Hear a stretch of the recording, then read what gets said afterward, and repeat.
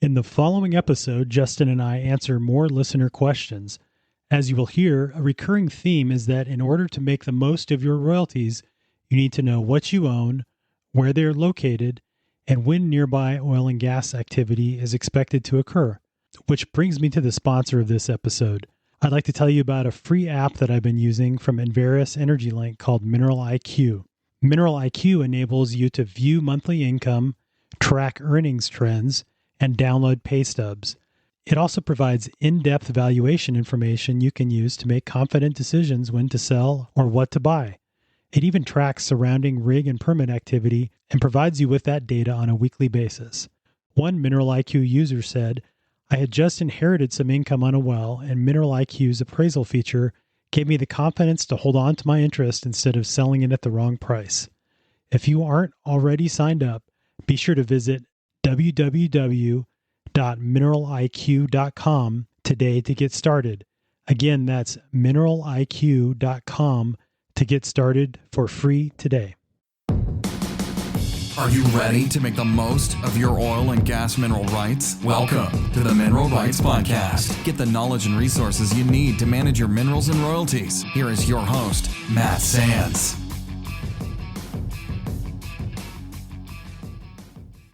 Hello and welcome to the Mineral Rights Podcast. I'm your host, Matt Sands, and I'm here to help you make the most of your mineral rights and royalties. And joining me as well is my co-host, Justin Williams. Justin, how are you doing today? Good, Matt. How are you? I'm doing good, thanks. So we're going to cover some more of your questions in a follow-up listener Q&A episode to wrap up the rest of the questions that we received at the end of 2022, as well as some of those at the beginning of this year. So we're getting caught up on the backlog. Be on the lookout if you haven't already gotten a response from me as far as an email. I try to respond to every one of the emails that I get, or worst case, listen and make sure you're subscribed because we will definitely answer it on the air. So one way or another, we'll get you an answer. So thank you to everybody that submitted questions. Again, if you have a question you'd like to ask Justin and I, you can send it to feedback@mineralrightspodcast.com and we will get you an answer, again, either via email or on the air. So Justin, we have some really interesting questions and I actually picked some from my YouTube channel, which is something that we haven't done in the past. I do have a YouTube channel. I don't have a whole lot of videos out there. I used to post the audio portion of these episodes on YouTube as well, but without the video, since we generally don't record the video, just the audio, but haven't done that lately. So if you're listening to this, you probably came across my podcast feed, either that's through Apple Podcasts or whatever podcast player you're using. That's the best way to subscribe to make sure that you don't miss an episode. But, I do occasionally post content out there on YouTube, and especially when there's video involved, if we have a guest that we recorded video with, you'll be able to find those episodes out there on YouTube when that happens. So Justin, do you want to go ahead and start with the first question from Kelly? Let's do it. So Kelly's question here is, do I have to hire a certain kind of lawyer to get a contract with a gas production company? And Matt, this is a common question that we get. And, our suggestion is always contact a qualified attorney. You're looking for an oil and gas attorney in your area, somebody that's familiar with that. And the most common contract you see is an oil and gas lease, Matt. So that's probably what she's looking at here and just looking for help. Attorneys can save you a lot of time and hassle on the back end just by knowing what people are doing in that market. And one in your area should know what the important things are that's going on right now in leasing.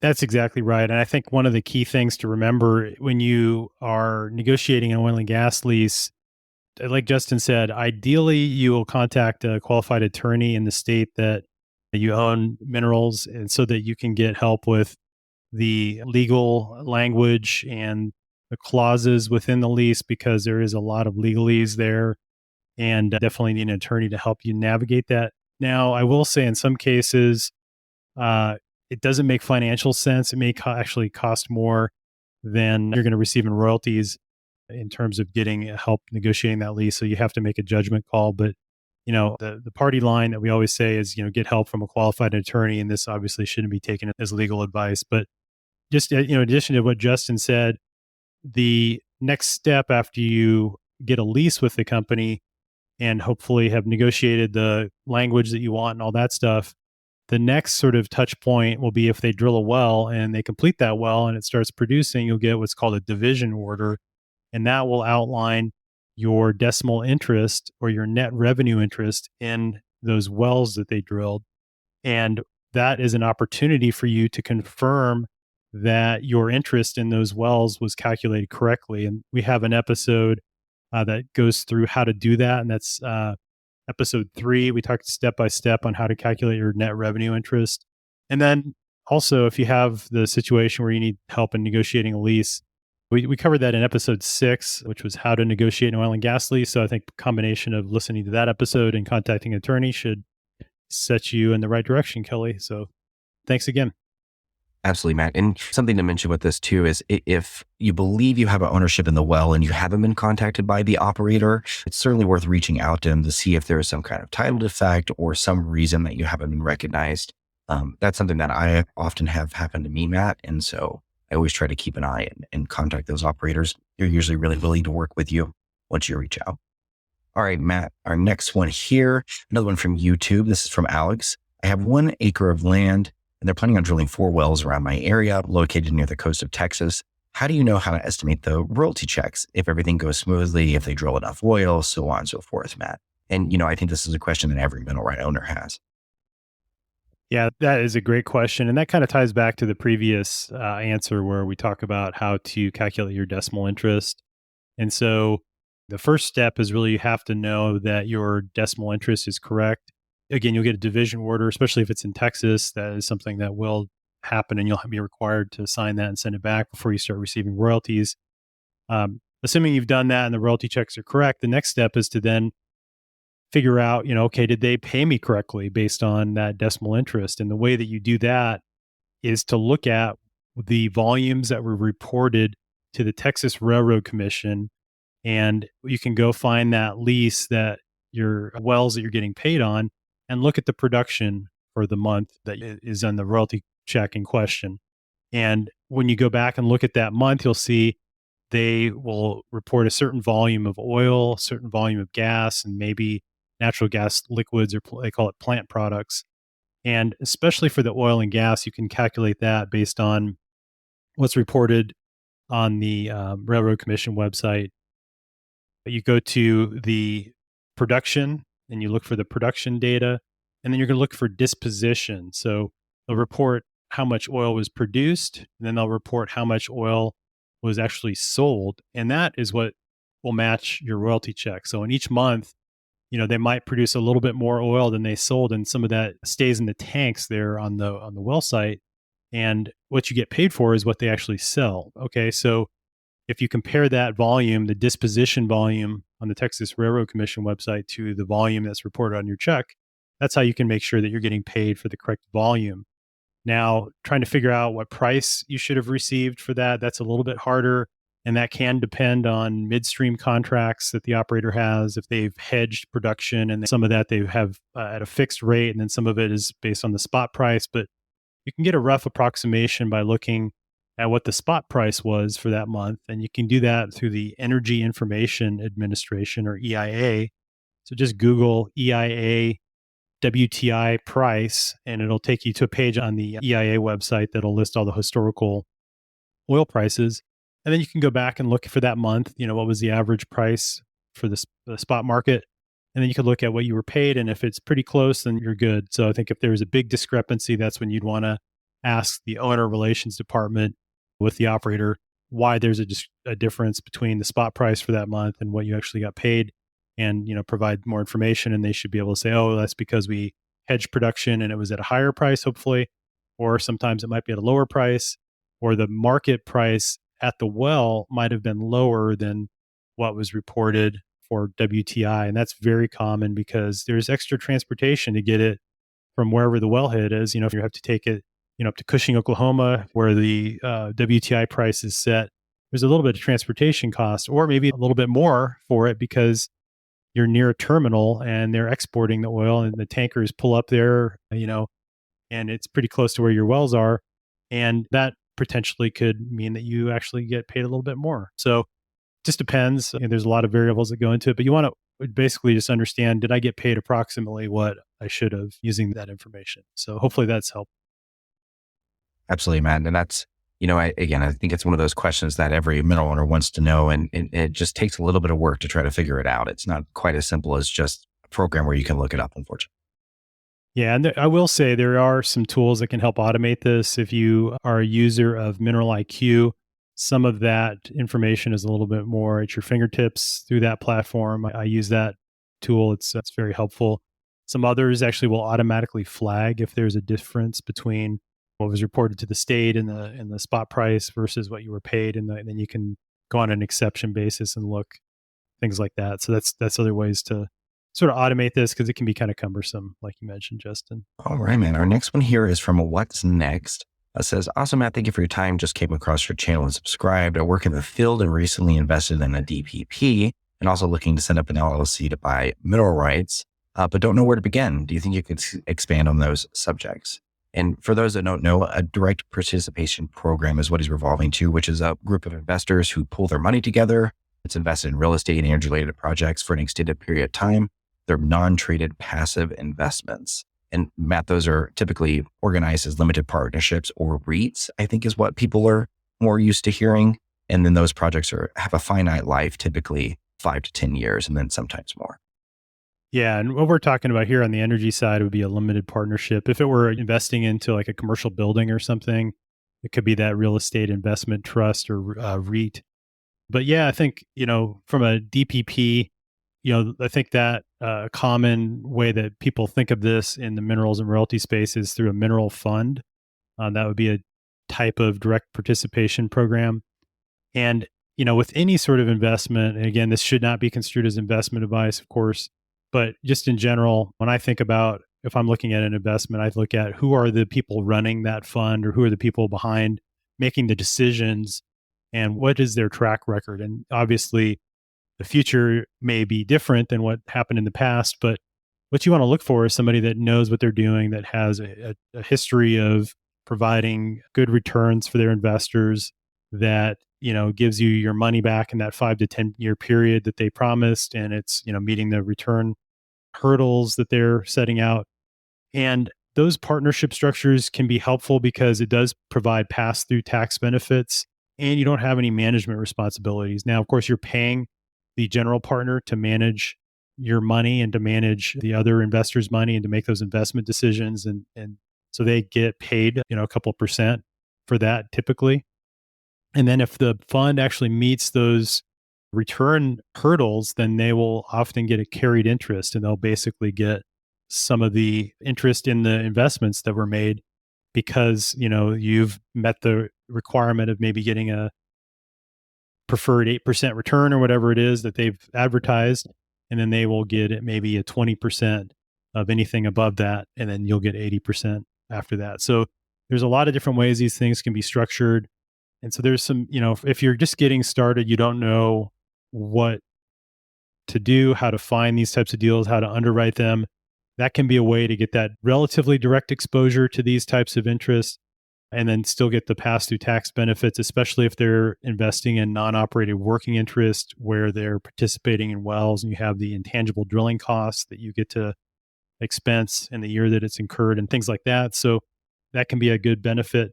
But then you're also at the mercy of whoever's running that fund in terms of what types of investments they're making and what's their performance. So, pros and cons for that way. And then, the other option that you mentioned was to set up an LLC. That is for people that are wanting to get involved with directly investing. A lot of times, and I have several clients that I'm helping coach through the process of doing this. And it's basically finding how to find the deals, how to underwrite those deals, how to identify the mineral interest owners and how to contact them.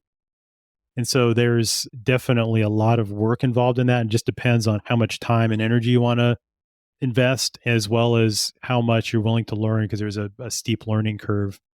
But I think one way to shortcut this, Justin, is to partner with some trusted advisors. They can help do some of those more technical functions, like the underwriting. That's either an engineer or geologist that can help you run economics.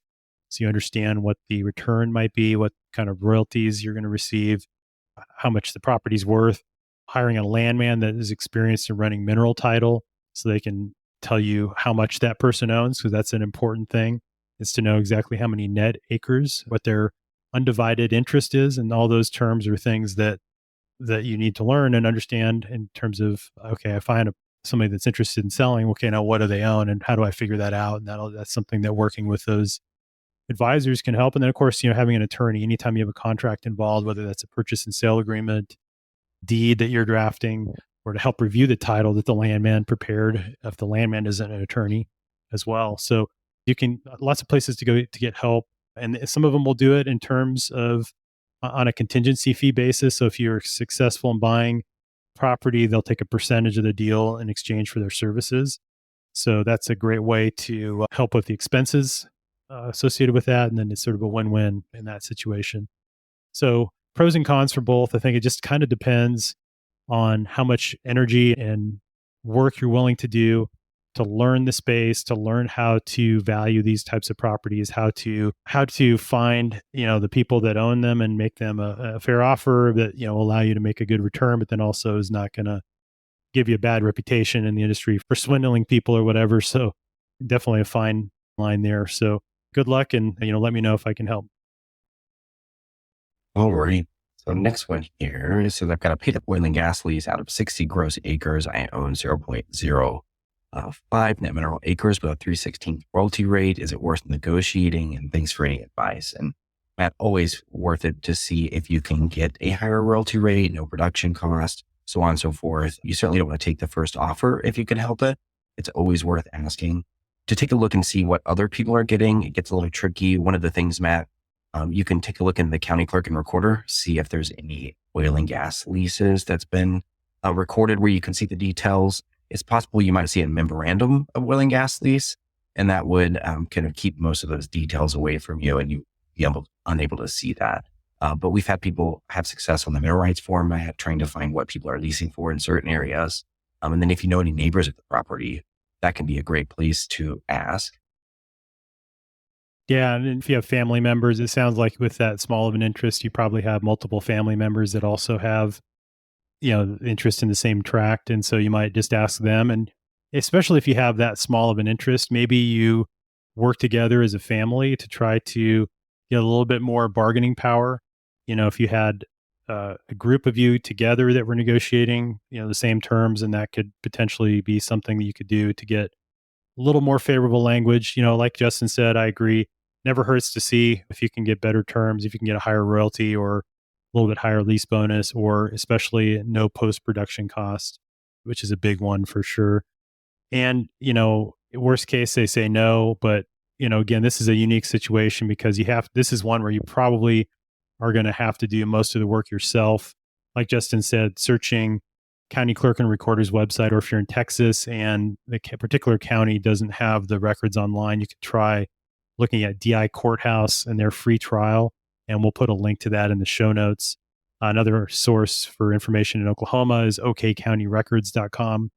And like Justin said, if you look at recently recorded oil and gas leases near where your minerals are located, in other words, in the same county, ideally the same township, and that is, the township and range that you'd be looking at would match what your legal description says. And in that situation, if you can find what the going rate is, you can try to get those same terms without having to hire an attorney, because again, with that, 0.05 net mineral acres, it's going to be hard to justify the expense. Now, of course, our typical answer is this shouldn't be construed as legal advice. You should always contact an attorney. But the reality, I know a lot of people decide not to, just because it is going to cost way more to hire an attorney to help negotiate the lease than they're going to receive in royalties. So that's a tricky situation, but there's some tips out there and some resources that you can use to do this on your own to get as good a terms as possible. So good luck. Absolutely, man. And, we often hear attorneys and other people in the industry talk about how interests have been fractionalized over the years to a point that it can make it really difficult to make sense to get those services, Matt. Like you said, if you as a family can keep those interests together, that may really help cover some of those things. But it takes some planning, and a lot of folks just aren't aware that it's something to think of. All right. So our next question here, cost depletion versus percentage depletion. And Matt, this is IRS, has to do with filing your taxes for minerals. And this is just such a common question that can be a little tricky to navigate. It really can. So yeah, what Jim asks is, without giving accounting advice, I wonder if you can answer one question about cost depletion versus percent depletion. The IRS allows mineral owners to take the larger of the two when filing their tax returns. Percentage depletion is certainly simpler, but cost depletion may be more favorable. His question is, where can a royalty owner get an estimate of the recoverable reserves for a well on which they are receiving royalties? The volume produced divided by the recoverable reserves times the cost basis in the property determines that year's depletion. But where can small royalty owners get the data to do the calculation? I thank you for the podcast and valuable information. Thanks, Jim. So thanks for your question, Jim. And this is one that I will say, in most cases, it's easiest, like you mentioned, to take the percent depletion deduction because you don't need to have an engineer or geologist do a reserves estimate for you, which is what you're referring to, in order to figure out the unit of the minerals that exists there is associated with the total value of the property. And then from that, you get to deduct the recoverable units in those minerals that were produced for that year. So if you think about it, like, for example, if you had interest in minerals that your net interest was 100 barrels of oil, and in 1 year you had 1 barrel that was produced, you'd have to keep a tally of, okay, it started out when I bought it, it was 100 barrels, and now I'm down to 99. Okay. And I got to deduct that 1 unit. And then the next year it'd be 99, and you have to just subtract the zero 0.8 barrels or whatever it was that was produced. And so there's a lot more rigorous accounting that's required. The other thing too is it's an involved process to get a reserves estimate. Okay. It takes some time for an engineer geologist to do this. And from a small royalty owner perspective, it's probably not necessarily something that is going to be cost effective for you to do. When you think about like the goal of trying to keep as much of your money as possible. And if you're thinking about having to spend, a couple $1,000s on an appraisal or a reserves estimate so that you can do the cost depletion calculations, or so your CPA can do the cost depletion calculations, you probably would have just been better off, if it's a small interest, to just take the percent depletion deduction. Again, if you had a big interest and you have, hundreds of net acres and you're receiving tens or hundreds of thousands of dollars a month, then yeah, okay, then it probably is worth looking into a little bit more. But for the small mineral interest owner, I don't really know of any off the shelf, like free resources for sure that would give you a defensible answer. You'd probably need to hire a consultant to do that, and that's going to cost some money.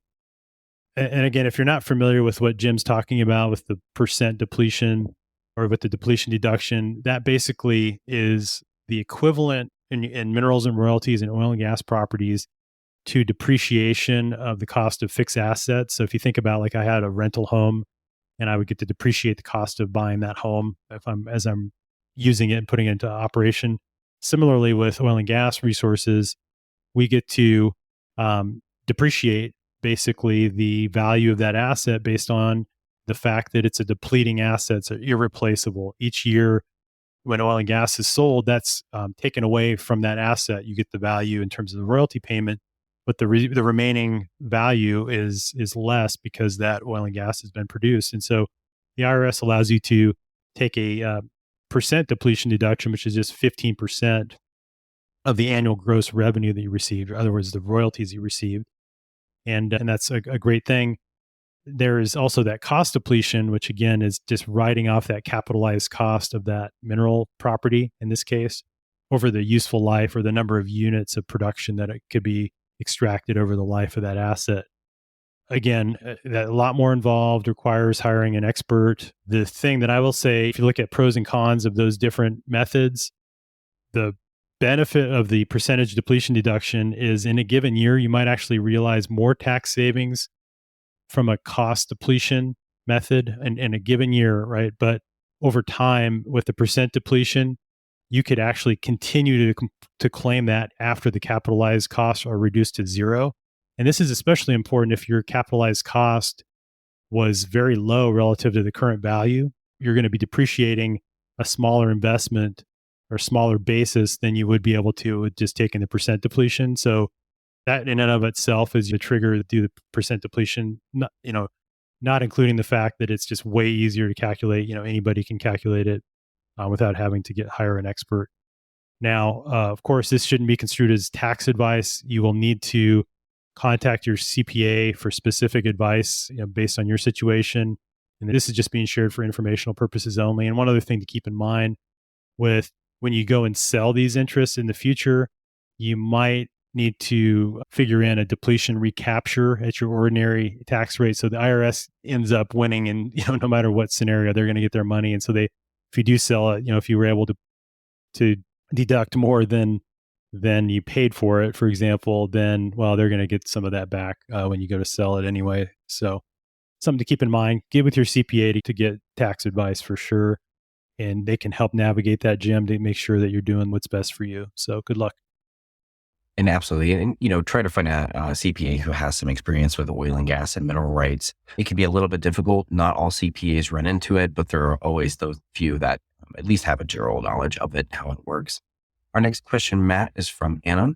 How do you know that the oil and gas revenue you're collecting is the amount that it should be? Yeah, and we already sort of talked about this a little bit, but we actually have a specific episode on how to audit your oil and gas royalty statements. That was episode 97. A few of the key things that you need to do as part of that process is understand your oil and gas lease and understand what type of deductions the operator is allowed to take.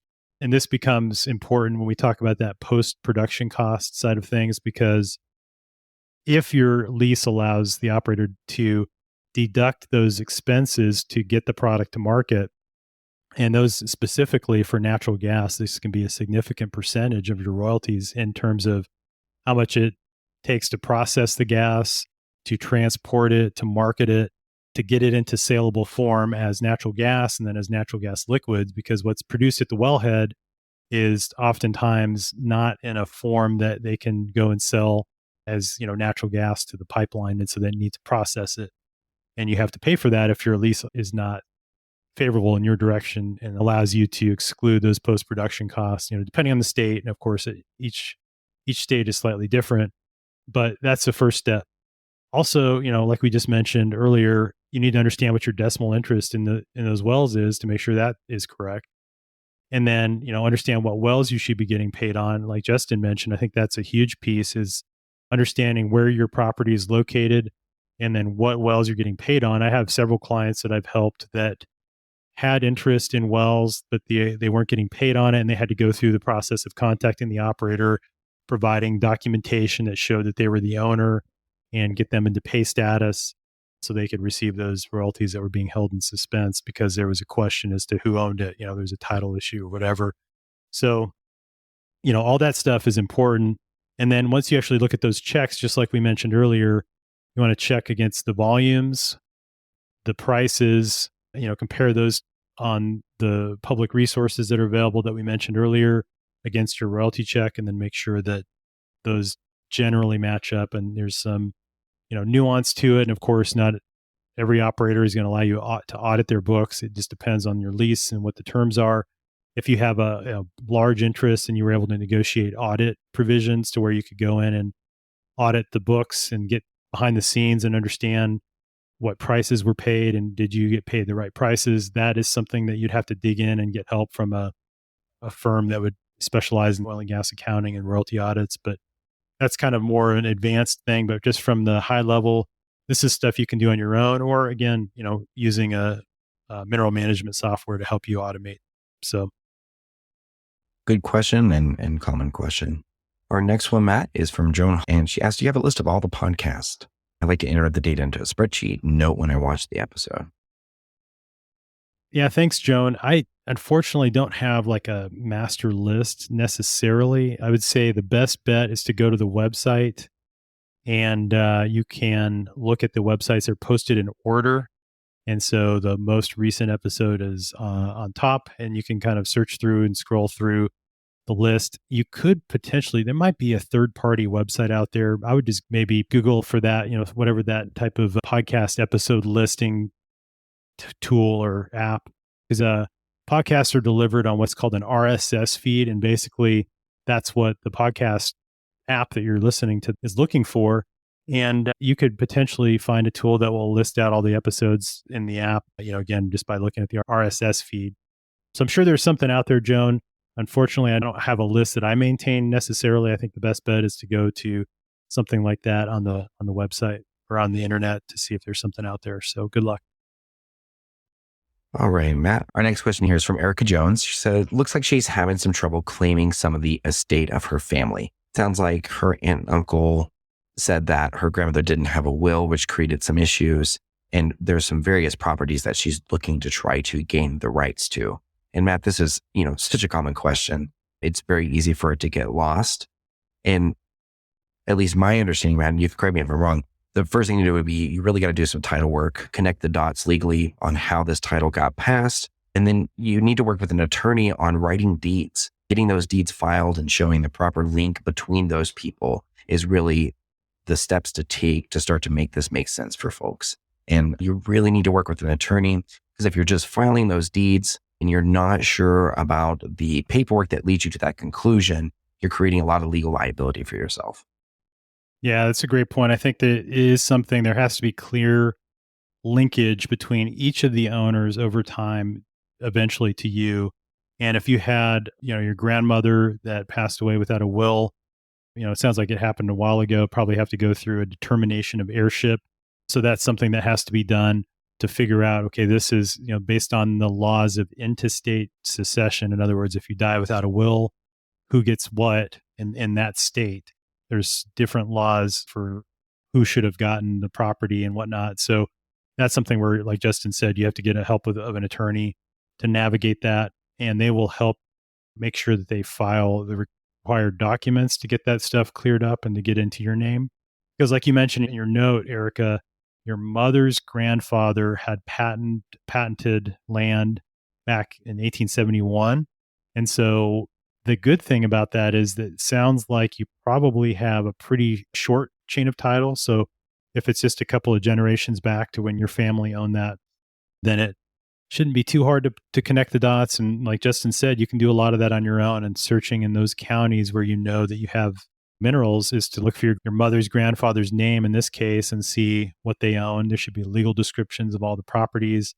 Then you have to maybe go back and connect the dots. And if he had patented it, then you should be able to go to the BLM patent database and search for, based on the legal description, again, knowing the state and county and the township and range, to find out in that particular tract of land where, just to confirm that they had the patent rights. In other words, they were granted the land from the US government. And then each of those deeds in a long time, you have to just search the county records and connect the dots. And we have a couple of episodes that talk about how to perform a title search. And that is something that is, easy enough for you to do. Now, interpreting the title can be difficult, and there's a lot of legal side of things which you can get help from an attorney. But to save a little bit of cost, you could do some of this work yourself to get copies of all of those instruments, to put all that in a spreadsheet, which we call a run sheet. It's just a listing of all those documents in order and what was transferred and who got what. And you can learn more about that in episode 10, which is how to perform a title search, and assemble all those documents, and then get help from a landman to interpret them, or get help from your oil and gas attorney or estate attorney to interpret them, and then to figure out what you need to do next in terms of filing the paperwork to get that all squared away. And then you mentioned in your email as well, she said that there are some royalty payments that sounds like they're getting escheated to the state of California.